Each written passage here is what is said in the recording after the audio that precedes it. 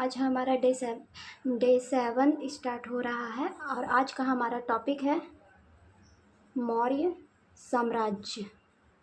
तो सबसे पहले हम ये जानेंगे कि मौर्य साम्राज्य में हम लोगों को क्या पढ़ना होता है। सबसे पहले हम लोग उसका इंट्रो थोड़ा पढ़ेंगे, उसके बाद बॉडी पार्ट पढ़ेंगे, उसके बाद कंक्लूजन की बात करेंगे।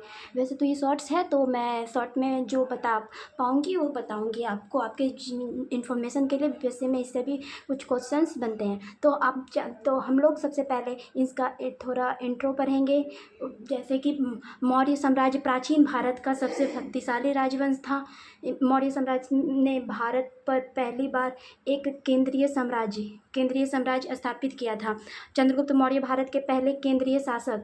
ये पूछा जाता है चंद्रगुप्त कौन है जो भारत के पहले केंद्रीय शासक थे, तो चंद्रगुप्त मौर्य थे। तो अगर हम इस तरह के और भी कई हैं, इन्होंने सर्वप्रथम महान साम्राज्य की स्थापना किया था और वास्तुकला और मूर्तिकला के क्षेत्र में भी मौर्य का विशिष्ट योगदान रहा मौर्य वंश का।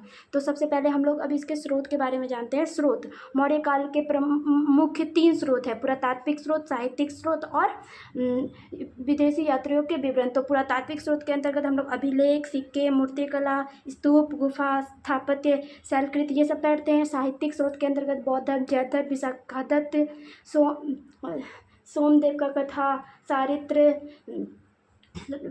राजतरंगिणी के बारे में, विष्णु पुराण, अर्थव्यवस्था, चाणक्य के बारे में, ये सब के बारे में पढ़ते हैं। और विदेशी यात्रियों में हम लोग जस्टिन का विवरण, प्लूटार्क और मेगास्थनीज के इंडिका, प्लिनी का नेचुरल हिस्ट्री सब के बारे में जानते हैं। तो हम लोग इसके बारे में पढ़ते हैं। और मौर्य के इसके बाद हम लोग पढ़ेंगे मौर्य के उद्भव के सिद्धांत। मौर्य के उद्भव के बारे में तो ब्राह्मण ग्रंथ बताते हैं, शूद्र और बौद्ध जैन धर्म ग्रंथ बताते हैं, क्षत्रिय और विशाखादत्त बताते हैं निम्न कुल के थे मौर्य वंशज। लेकिन इसके 3 प्रमुख शासक हुए थे, जिसमें थे प्रथम शासक चंद्रगुप्त मौर्य, दूसरा बिंदुसार और तीसरा अशोक महान।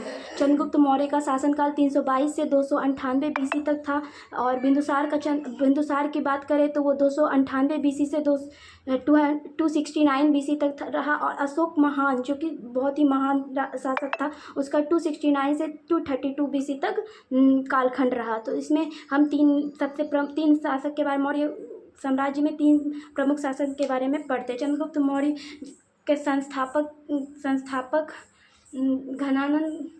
धनानंद और मार्क गद्दी, ये सब 25 वर्ष की आयु में इन्होंने क्या क्या किया, राज्य की सहायता, भारत के प्रथम केंद्रीय शासक बने।